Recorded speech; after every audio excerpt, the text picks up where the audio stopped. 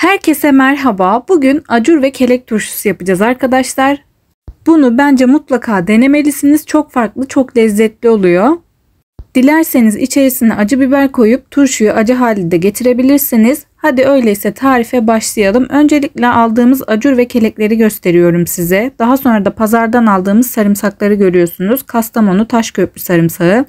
Acur ve kelek 1 kilodan fazlaydı arkadaşlar. Gördüğünüz gibi kıl biber aldık. Bunu da tarifte kullanacağız. İşe sarımsakları ayırmakla başlıyoruz. Gördüğünüz gibi.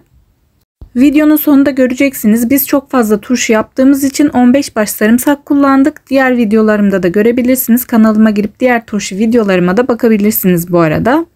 Annem gördüğünüz gibi bileğiyle bastırarak sarımsakları birbirinden ayırıyor. Acur ve kelekleri uygun bir kabın içerisine koyduk ve üzerine su ekliyoruz.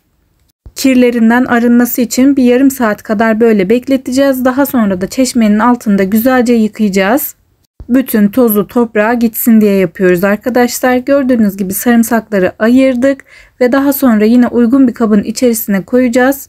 Onu da suyun içerisinde 1 saat kadar bekleteceğiz. Bu yöntemle sarımsaklar kolayca soyuluyor arkadaşlar. Aklınızda bulunsun. Gerçekten çok iyi bir yöntem. Hatta fazla yapıp buzdolabına da atıyoruz. Bilginiz olsun. Hiçbir şey yapmamıza gerek yok. Böylece buzdolabına atıyoruz arkadaşlar. Normal çeşme suyuyla 1 saat kadar bekleteceğiz söylediğim gibi. Üstünü geçecek kadar suyunu ekledik ve bir kenara alıyoruz. 1 saatin sonunda o kadar kolay soyuluyor ki arkadaşlar, gördüğünüzde zaten anlayacaksınız. Yoksa soy bitmez, saatlerce uğraşırdık. Bir arkadaşım da sarımsakları kavanoza koyup güzelce salladıktan sonra çok kolay soyulduğunu söyledi. Bu da bir yöntem olabilir. Denemedim ama denenebilir. Aklınızda bulunsun sizin de. Sizin de böyle kullandığınız kolay yöntemler varsa lütfen yorumlara yazın. Diğer turşu yapımı videolarımda da çok bahsettim. Sarımsak gerçekten çok güzel. Taşköprü sarımsağı sürekli tüketilmesi gereken bir şey bence. Yemeklerde falan kullanılması da bence tam bir şifa deposu. Pazarda alırken diğerleri de çok güzel görünüyordu. Bizim aldığımız da gerçekten çok güzeldi. Gördüğünüz gibi hepsi soyuldu ve diğer işlemleri yapmaya başlayacağız bu arada. Kabın içerisinde beklettiğimiz acur ve kelekleri güzelce çeşmenin altında yıkamaya başlayacağız. Annem öncesinde böyle üfeliyor eliyle, gördüğünüz gibi. Çok fazla toz olabilir. Bu yüzden güzelce temizlenmesi çok önemli. Daha önce acur ve kelek turşusu denemediyseniz bence mutlaka denemelisiniz. Farklı bir tadı var bence. Sofralarınızda da farklı bir lezzet olmuş olur. Önceden de söylediğim gibi suyun içerisinde beklettik ve üfeledik. Şimdi çeşmenin altında güzelce yıkıyoruz. Her mevsimin kendine has güzellikleri var arkadaşlar. Bu mevsimde de bunları buluyoruz ve yapıyoruz. Bence bol bol da yapmalıyız. Kış geldiği zaman da karnabahar, lahana turşuları yapabiliriz.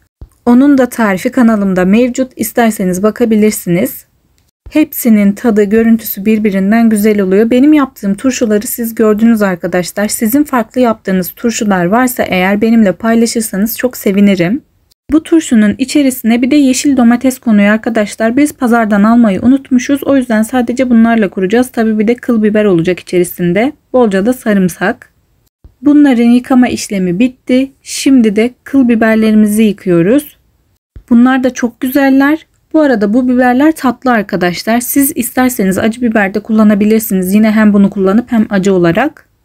Bunu da yıkadıktan sonra kurma işlemine başlayacağız turşumuzu. Çok kolay, gönül rahatlığıyla yapabilirsiniz. Videomu izleyen, daha önce hiç turşu yapmamış bir insan rahatlıkla turşu yapabilir arkadaşlar. Önce gördüğünüz gibi acurların uç kısımlarını kesiyoruz. Böyle küçük olanları arkadaşlar gördüğünüz gibi çatalla deliyoruz. 1-2 tanesi yeterli oluyor. Daha sonra da kuracağımız bidonun içerisine atıyoruz. Küçük olanları söylediğim gibi böyle çatalla delebilirsiniz. İçerisine gördüğünüz gibi 5-6 diş sarımsak attık. Sarımsağı isterseniz daha fazla da atabilirsiniz. Daha minik alırsanız arkadaşlar hiç kesmenize gerek yok. Aynen bu şekilde çatalla delip kuracağınız bidona atarsınız. Bizimkinin içerisinde biraz büyükleri vardı. Biz onları dilimledik. Zaten videonun ilerleyen kısmında göreceksiniz. Bakın, başka bir şey yapmıyoruz. Gördüğünüz gibi küçük olanlara, böyle daha taze olanları deliyoruz çatalla. Ve şimdi de biberlerini yapmaya başladık. Biberleri ortadan ikiye kesiyoruz arkadaşlar. Ayırmadan ama baş kısmını kesmiyoruz. Ayrık olacak şekilde kestikten sonra gördüğünüz gibi sıralama hiç fark etmez. Nasıl istiyorsanız o şekilde devam edebilirsiniz. Bastıra bastıra annem koyuyor. Acur, biber, sarımsak karışık olacak şekilde koyuyoruz. Dilerseniz aralarına kelek de atabilirsiniz. Biz biraz üst taraflarına koyduk. Üstüne tekrar yine acur da koyduk. Bilmeyenler de olabilir arkadaşlar. Şu yeşil siyahlı gibi görünen şeyin adı da kelek. Tarlaya gittiyseniz eğer kavun tarlasına görürsünüz, olmamış hali oluyor. Böyle onu yemesi aşırı keyifli oluyor bu arada. Gördüğünüz gibi keleği de kestik. Elma dilimi gibi dilimliyoruz ve ortasındaki çekirdeklerini alıyoruz. Bu aşamayı sakın atlamayın. Bazı çekirdekler acı olabiliyor bu arada. Ucundan tadına bakarak çekirdekler acı değilse yiyebilirsiniz arkadaşlar. Gördüğünüz gibi dilimleyip atıyoruz. Bu arada bu bidon 5 litrelik bir bidon arkadaşlar. Malzemelerimiz büyük olduğu için küçük kavanozlar bizi kurtarmayacaktır. O yüzden büyük kavanoz tercih edebilirsiniz. Varsa cam şişede de yapabilirsiniz. Gördüğünüz gibi annem biberi nasıl deliyor size gösteriyor. Bu şekilde aşırı kolaylıkla yapabilirsiniz. Bakın söylemiştim, büyük olanı da vardı. Onu da böyle dilimliyoruz. İsterseniz hepsini de dilimleyebilirsiniz ama gerek yok. Olduktan sonra dilimlersiniz yerken. Tabağa koyarken dilimlemek bence daha iyi. Görüyorsunuz böyle bu şekilde turşumuzu kurduk.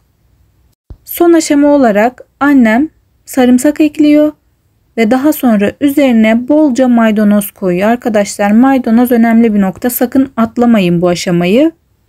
Maydanozları da güzelce bastırıyor ve daha sonra önemli olan diğer aşamaya geçiyoruz. O aşamada sirke ve kaya tuzu. Varsa kendi yaptığınız sirkeyi kullanmanız daha iyi olur arkadaşlar. Bizim yoktu, biz hazır kullandık. Annem sirkeyi sürekli kendisi yapıyor ama yoktu maalesef dediğim gibi. Gördüğünüz gibi şimdi kaya tuzunu koyuyoruz arkadaşlar. 1 su bardağından 1 parmak eksik olacak şekilde tuzunu ilave ettik. Ve 3 çay bardağı da sirke kullandık arkadaşlar. Bizim kullandığımız üzüm sirkesiydi. Varsa elma sirkesi de kullanabilirsiniz. Hiç fark etmez. Biz turşularımızda limon tuzu kullanmadık. İsteyen kullanabilir arkadaşlar. Ve içerisine suyunu ilave etmeye başlıyoruz. Su kesinlikle içme suyu olacak arkadaşlar. Sakın ha sakın çeşme suyu kullanmayın. Çeşme suyu turşularımızı eritir, bilginiz olsun. Çeşmeden de su içiyorsanız arkadaşlar önce kaynatın, daha sonra ılıdıktan sonra da turşumuzun içerisine kullanabiliriz. Gördüğünüz gibi bizim turşu maceramız bunlardı. İnşallah videolarım size yardımcı olmuştur. Keyif almışsınızdır. Büyük emekler veriyoruz ve sonucun güzel olmasını istiyoruz arkadaşlar doğal olarak. Bunlar yıllardır yaptığımız tarifler, bizim gerçekten çok güzel oluyorlar. Deneyenlere şimdiden afiyet olsun. Lütfen kanalıma abone olmayı, videomu beğenmeyi unutmayın.